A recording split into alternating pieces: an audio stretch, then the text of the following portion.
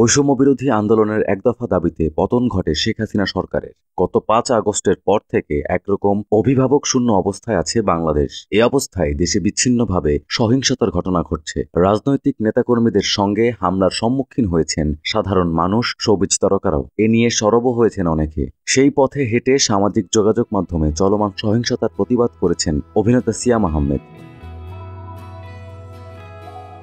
বুধবার ৭ আগস্ট সামাজিক যোগাযোগ মাধ্যম ফেসবুকে দেয়া এক স্ট্যাটাসে তিনি সবাইকে অপশক্তির বিরুদ্ধে দাঁড়ানোর আহ্বান জানিয়েছেন।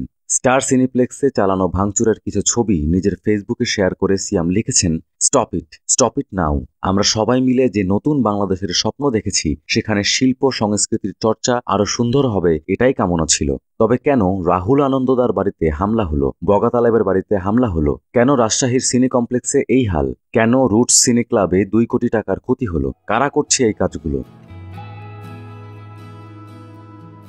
অপশক্তিদের বিরুদ্ধে দাঁড়ানোর আহ্বান জানিয়ে তিনি বলেন, চলুন আমরা সবাই মিলে রুখে দেই এই অপশক্তিদের। ফেসিবাদের বিকল্প হিসাবে ফেসিবাদকে না এনে নতুন এক বাংলাদেশ গড়ি, আমাদের স্বপ্নের বাংলাদেশ।